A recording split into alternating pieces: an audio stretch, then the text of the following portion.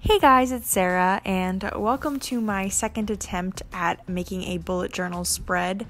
I learned from last time that I'm not very good at doodling, so I decided to print a bunch of photos to use in this month's spread. As you can tell, I decided to go with a popsicle theme. I thought that was just very summery and fitting for July. Before we continue, I do want to warn that I'm pretty sure the camera is going to shake for the majority of the rest of the video.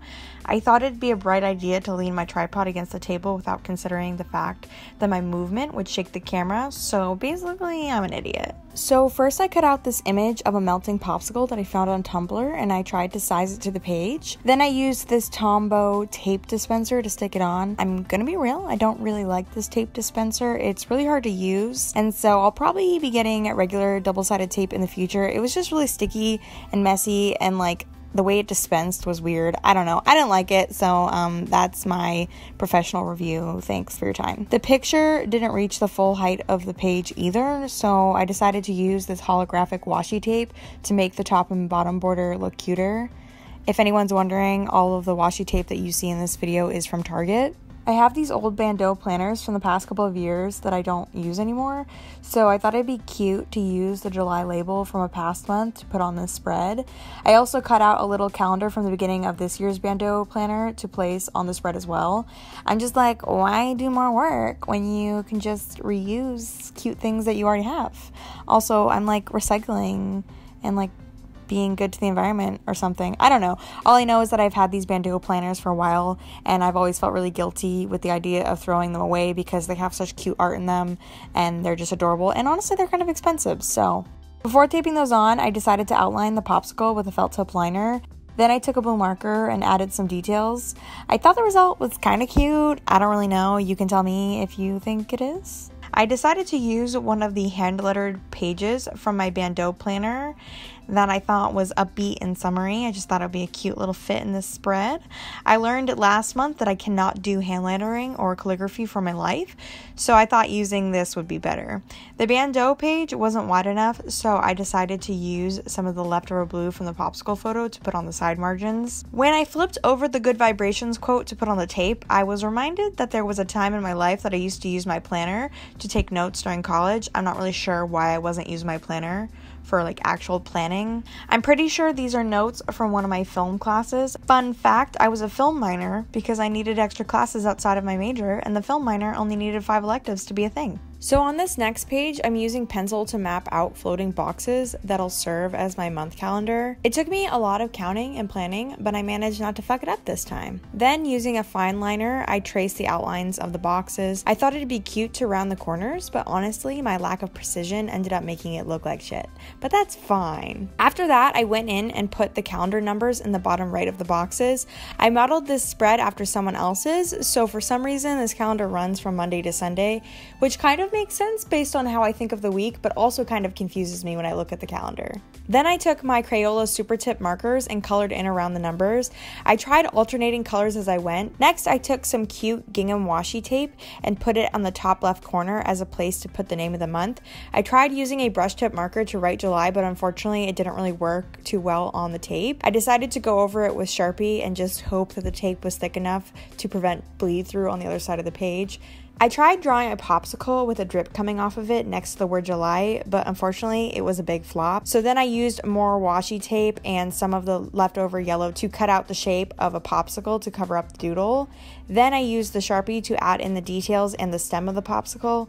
Well, it's probably not called a stem. I guess it'd be called the popsicle stick. The stick of the popsicle? I don't know. You know what I mean. I added washi tape to the bottom as a sort of embellishment to fill up the empty space. Then I added in a growth tracker in the bottom column to track my YouTube follower count. I don't really like to focus on numbers too much, but it's always good to know how my channel is doing. At the top of the page, I put this photo that I found on Tumblr of tiny little popsicle keychains. They are so adorable. Honestly, I just want to know where I can get one because I would totally put it on my keyring. After I placed the photo down, it covered some of the boxes, so I went back in with the fine liner to add the boxes back at the top. Next, I added in my big events for the month. In May, I used this calendar as a video planner, but that didn't really end up working for me, so I just decided to use this for important things I have going on. This video is pretty belated, so I can tell you that Sam Smith sounds like a beautiful angel in concert, and Book of Mormon is very funny and worth seeing. I almost forgot to put the days of the week in the calendar, so at the last minute, I used the yellow paper to label the days. I didn't want to cover the keychain popsicles, so I just wrote the days directly on the picture. Next, I decided to do a mood tracker spread. I pasted in this really cute photo of some cool looking popsicles and then used a brush tip marker to write mood tracker. As you know, I'm not very skilled at calligraphy, so I just tried to do some haphazard cursive.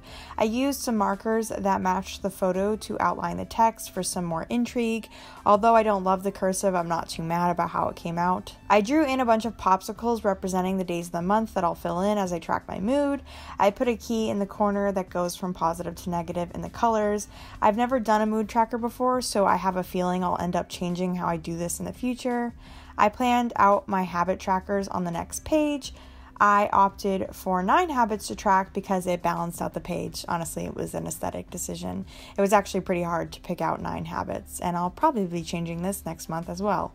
And then, I'm gonna be real, my camera ended up dying at this point, so I went ahead and finished the rest of the spreads off camera. I'll review all the spreads now so you can see what I did.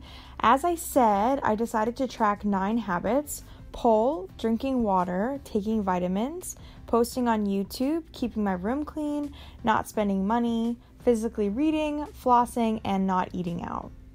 On the next page, I decided to do a collage. It's actually my favorite page of the whole month spread.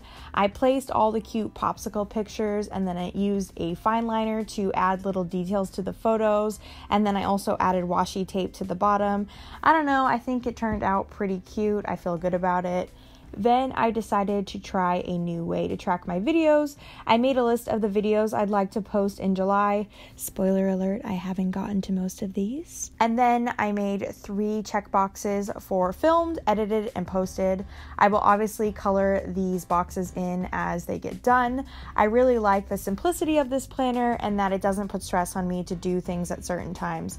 I'm not very good at doing things under pressure if I set deadlines. And then the next page is a space for me to track the books I read in July.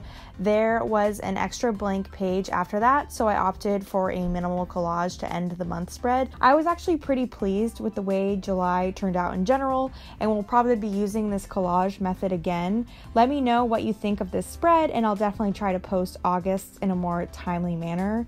Also, please let me know if you like the style of these bullet journal videos or if there's something I could be doing better as far as showing you my process. I was also wondering if you guys wanted to see the past month spreads filled out before I jump into the new one in each video. If that makes any sense, just let me know down below. Anyways, thank you all so much for watching. You're all beautiful. Have a nice day. Your location is right, the vibrations, I don't need nothing else but you. To me, your location is right.